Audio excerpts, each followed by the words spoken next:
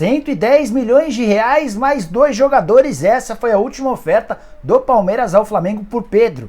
No vídeo de hoje do canal do Nicola, bora te explicar detalhes dessa história. Quero falar também sobre uma demissão no São Paulo. Informação importante sobre Júnior Alonso e Atlético Mineiro. Agora foi a vez do presidente do Galo tratar sobre o assunto. Tem ainda detalhes sobre o Cruzeiro. Wagner Pires de Sá, ex-presidente, foi condenado a devolver dinheiro à Raposa. Bem pouco dinheiro, por sinal.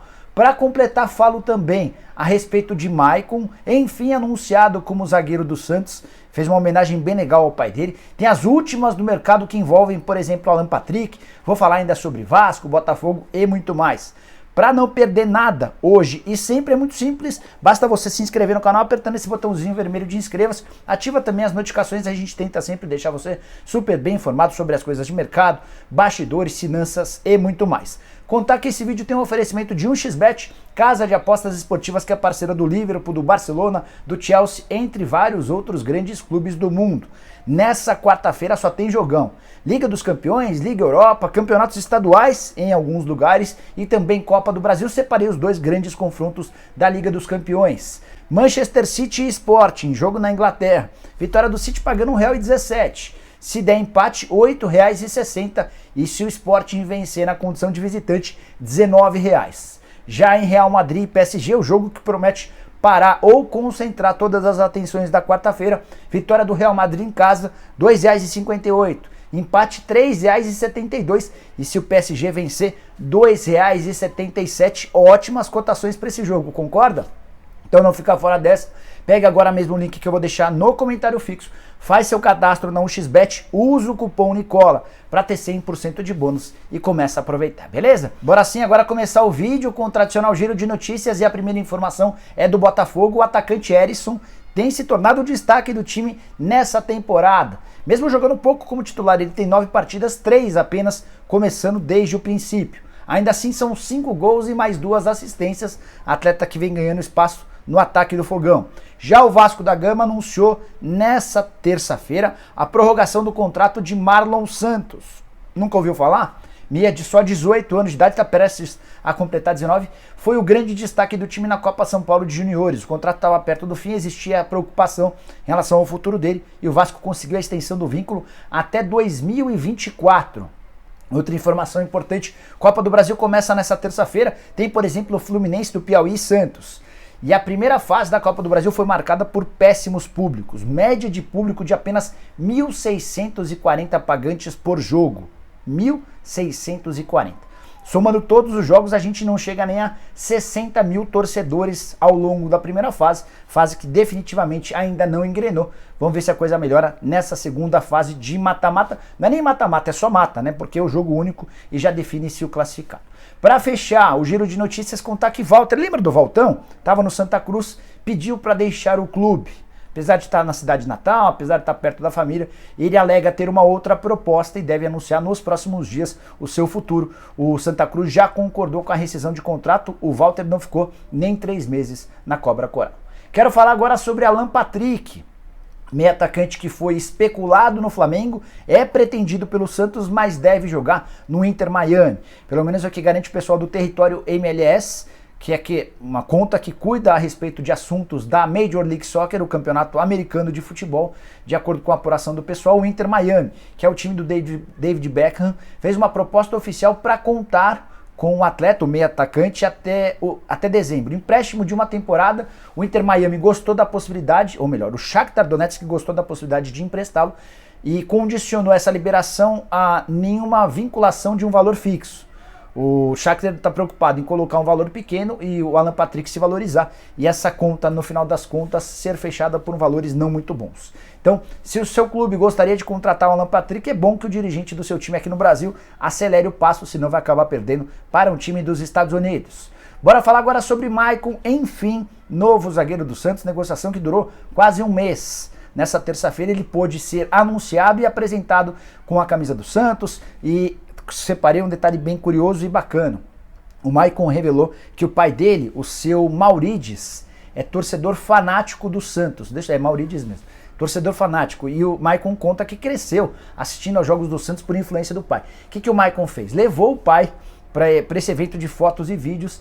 E aí tem uma imagem bem bonita que a Santos TV divulgou do Maicon separando a camisa e entregando para o pai. O pai vai às lágrimas por conta dessa realização do sonho. O Maicon chegou a dizer o seguinte, abre aspas, emoção muito grande, não consigo nem descrever o que estou sentindo agora, estou realizando o sonho do meu pai.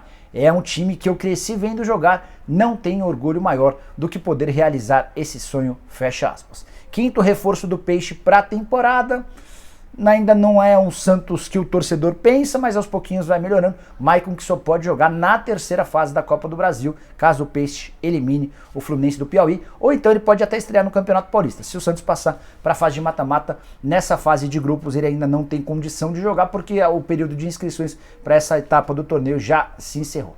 Quero falar agora sobre o presidente do Atlético Mineiro, Sérgio Coelho, admitindo interesse real no Júnior Alonso. Há muita pressão do torcedor do Galo para a volta do paraguaio, que foi vendido recentemente por 8 milhões e 200 mil dólares para o Krasnodar da Rússia.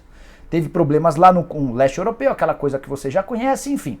E o Júnior Alonso deixou bem claro em uma entrevista à Rádio Paraguaia que vai jogar no Brasil, ou que tem a intenção de jogar por empréstimo no Brasil durante esse período. O torcedor do Galo tem impressionado muito os dirigentes nas redes sociais.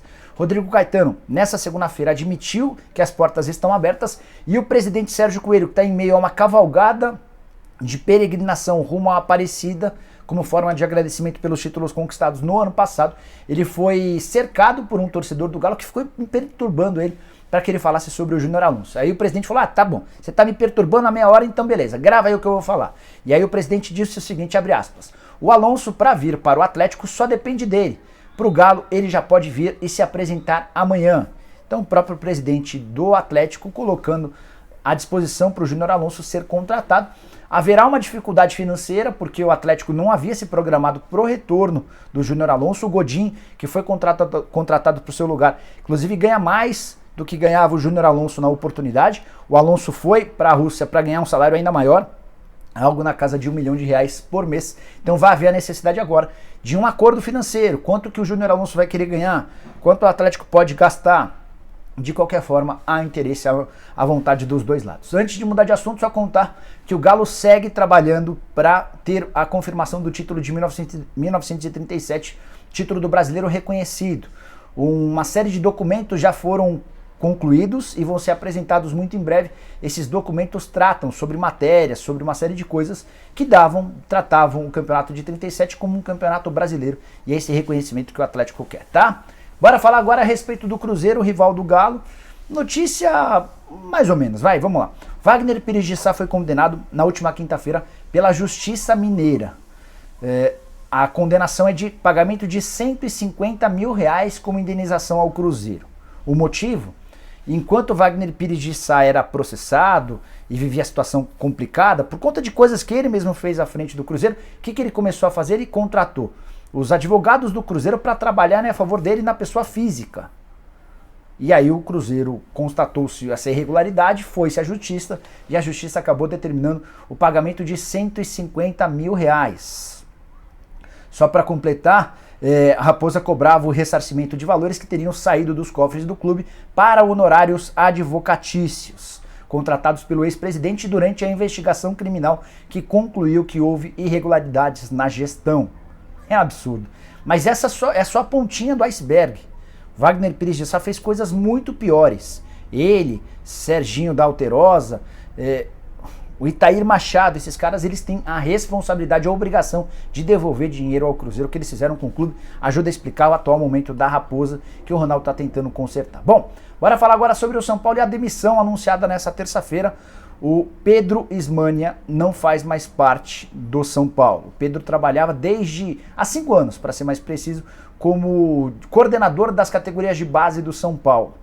Durante esse período, o São Paulo conquistou vários títulos, revelou muitos atletas, jogadores inclusive, que acabaram se tornando sucesso no exterior, como por exemplo o Antony. De qualquer forma, a avaliação do Biasotto, que é o novo executivo das categorias de base, é de que o trabalho do Pedro Ismânia já não era tão bom. E entende-se que havia necessidade de uma reciclagem.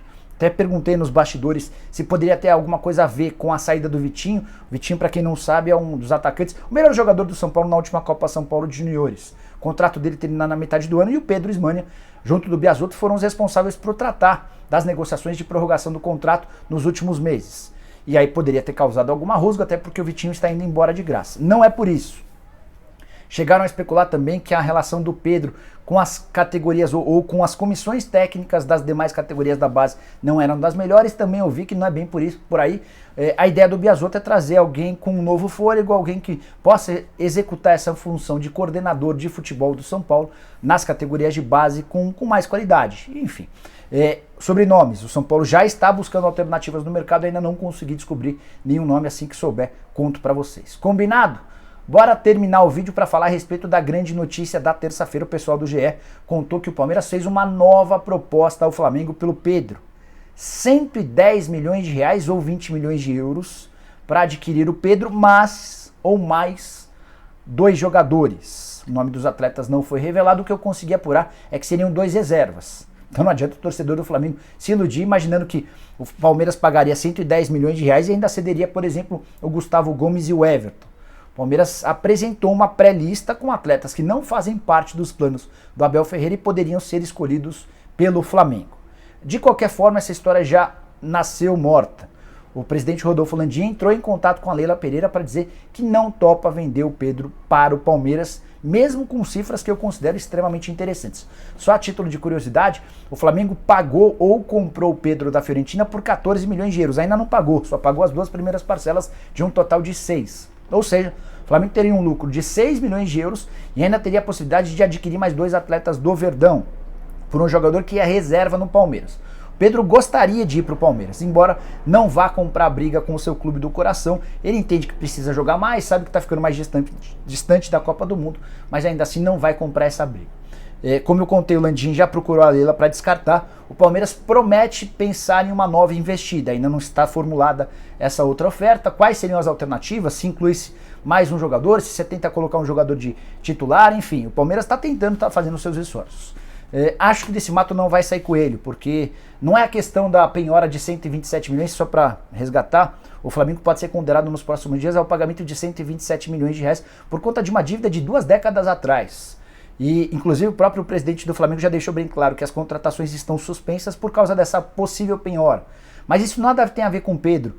O Flamengo, inclusive, caso seja condenado, vai fazer esse pagamento dos 127 milhões de forma parcelada, a longo, a perder de vista. Esse não é o problema. A questão envolvendo o Pedro é que o Flamengo entende que correria um enorme risco de reforçar um adversário com um jogador que é muito, mas muito bom, só não é titular no Flamengo por causa da presença do Gabigol. Por mais que o Palmeiras melhore essa oferta, acho que desse mato não sai coelho. Seria legal que o Palmeiras utilizasse parte dessa grana ou talvez toda a grana para buscar outras alternativas. Com 20 milhões de euros dá para dizer que certamente você encontra um grande centroavante no mercado. Concorda? Use o espaço para comentários para dizer quem que você gostaria de ver com a camisa 9 do Verdão. Se curtiu o vídeo, não esquece de deixar like, de se inscrever no canal. A gente se vê um pouquinho mais tarde, a partir de 7h20, 7h30, com o programa do Nicola. Abraço, tchau!